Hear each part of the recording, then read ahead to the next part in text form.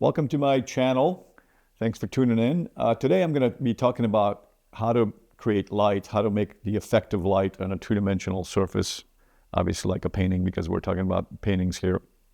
Basically, it comes down to values. Color is important, I always tell my students, but values always take a precedence before color. This is a really important note if you're struggling to create light in your painting. So let's start with values. Values come before color. So if you're having trouble with creating light on a painting, it doesn't seem to pop, I would urge you to go back to black and white. Just black and white paint, literally that simple. Simple as that.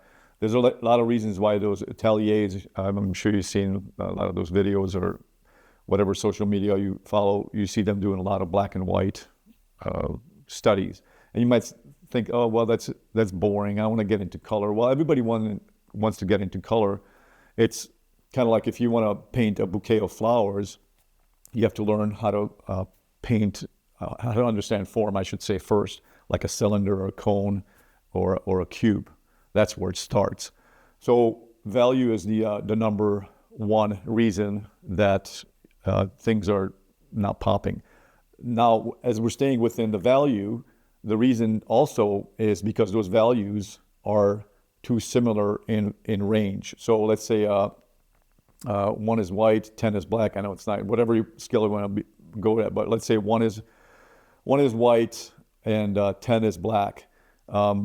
What's happening is that as that range comes closer together, meaning it's not as far apart, the two values, then it's not going to pop. It's not going to have effect of light. So a lot of times this is what's happening. Your values are like right here, too close to each other. So you have like a 4 and 6 versus a 8 and 4, if that makes sense.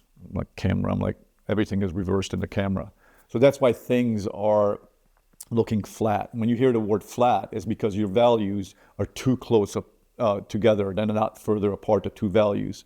So generally, like a form, let's say a cube, you want to make it look, you want to pop, well, you got to have where the sunlight hits the cube, right on the top, let's say on the top of that, and the value behind it, the background, has to be darker. If the value where the sun is hitting the cube on the top is similar as it's in the background, or very close, I should say, not similar, obviously similar would disappear, but very close, then it's going to look flat. It's literally that simple. And the problem with landscape painting is that there's so many things going on around us that we're just frazzled by all those things, especially when you're painting from life. Now, when you come back in the studio, you can take your time a little bit better with things. I still urge you, number one thing to do is paint from life. Did you hear what I said? I didn't say plein air painting, I said paint from life. So get some geometric cubes or spheres or whatever, those geometric things. You can go to the toy store, whatever, online. You can order anything, even at home. You have various objects, as simple as a cup. It's a little more like obviously a cylinder, and start lighting it with one light source and paint that from life. I don't know how often I have to tell my students that you have to practice from life. It doesn't mean you have to be outdoors in the wild, but you have to set it up in front of you in the studio and light it with one light source and start understanding the form first before you get into these complex, landscapes. So if you want to paint a bouquet of flowers, you have to understand, this is in Laura Rob's class. Laura Rob, look at Laura up. She's a wonderful, she's a great still life artist.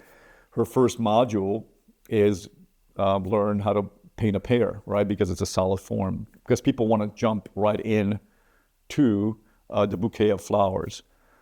So I'm just urging you to get, if you're not getting that pop, that light effect, that light in your painting, get back to just literally black and white, or really reduce your amount of colors that you have in front of you.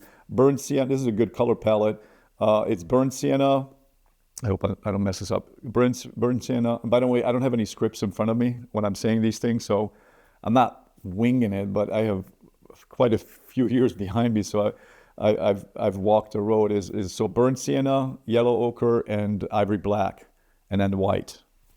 So if you want to rewind this video, so it's ivory black, you can go the other way, which is your blue, burnt sienna is your red, and then you have your yellow is yellow ochre. And what's going to happen is that it's going to keep you in this close color range, but you can still have values. So it's going to be more about values rather than colors.